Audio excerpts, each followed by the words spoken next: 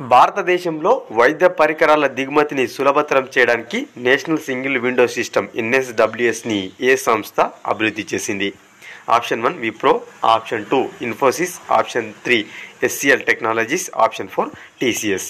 So మనకు భారతదేశంలో ఏవైతే వైద్య పరికరాలు ఉన్నాయో వాటికి సంబంధించిన మనము దిగుమతి చేసుకుంటాం కదా. సో దాన్ని సులభతరం చేయడానికి ఎన్ఎస్డబ్ల్యూఎస్ను ఇటీవల టీసీఎస్ అయితే డెవలప్ చేసింది.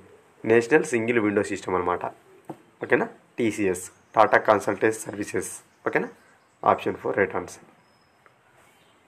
వ్యవసాయ రంగంలో శాస్త్రవేత్తగా మరియు విస్తరణ నిపుణుడిగా కృషి చేసినందుకు గాను ఎంఎస్ స్వామినాథన్ అవార్డుతో ఇటీవల ఎవరు సత్కరించబడ్డారు? సో మనకు ఎవ్రీ ఇయర్ కూడా ఎంఎస్ స్వామినాథన్ అవార్డు అయితే ఇస్తుంటారు. ఈ ఇయర్కు సంబంధించి ఎవరికి రావడం జరిగింది అని అడుగుతున్నారు.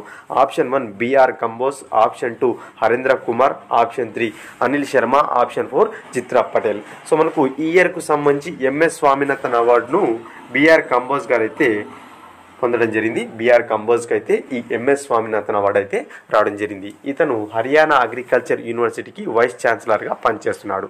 చాలా చాలా ఇంపార్టెంట్. Option 1 right answer. ఎవరికి వచ్చింది ఎంఎస్ స్వామినాథన్ అవార్డు? బిఆర్ కంబోజ్కు రావడం జరిగింది.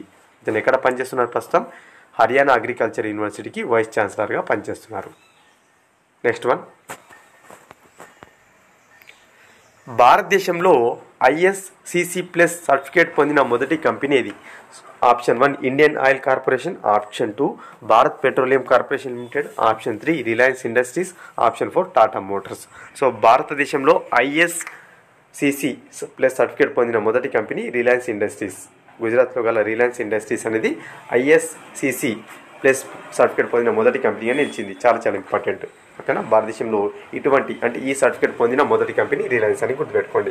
ఇప్పటివరకు ఏ కంపెనీ కూడా ఈ ఐఎస్సిసి ప్లస్ సర్టిఫికేట్ అయితే పొందలేకపోయింది. Option 3 right answer. Next one, గిరిజనులు దళితులపై దృష్టి సారించి వృద్ధాప్య పెన్షన్ల వయో పరిమితిని 60 నుంచి 50 సంవత్సరాలకు తగ్గించిన రాష్ట్రం ఏది? సో మనకి ఇటీవల చూసుకున్నట్టయితే ఒక రాష్ట్రం ఎవరైతే ఈ గిరిజనులు అంటే ఎస్సీలు ఎవరైతే ఉన్నారో వారి యొక్క పింఛన్లు వయో పరిమితి 60 సంవత్సరాల తర్వాత ఇస్తారు కదా. సో 60 సంవత్సరాల నుంచి 50 సంవత్సరాలు తగ్గించిందనమాట ఒక రాష్ట్రం. ఏ రాష్ట్రం అని అడుగుతున్నారు. Option 1 Maharashtra, option 2 Gujarat, option 3 Punjab, option 4 Jharkhand. So మనకు ఎస్సీలకు సంబంధించి వృద్ధాప్య పెన్షన్ల వయో పరిమితిని 50 సంవత్సరాలు తగ్గించిన రాష్ట్రం జార్ఖండ్. Option 4 right answer. ఓకేనా? జార్ఖండ్ ప్రభుత్వం ఇటీవల ఎస్సీలకు సంబంధించిన వృద్ధులు ఎవరుతున్నారో వారికి 50 సంవత్సరాలకి పింఛన్ అయితే ఇవ్వబోతుంది. ఇంతకుముందు ఆ రాష్ట్రంలో 60 సంవత్సరాలకి ఇచ్చేవారు, కానీ ఇప్పుడు 50 సంవత్సరాలకి ఇవ్వబోతున్నారు. ఎవరికి?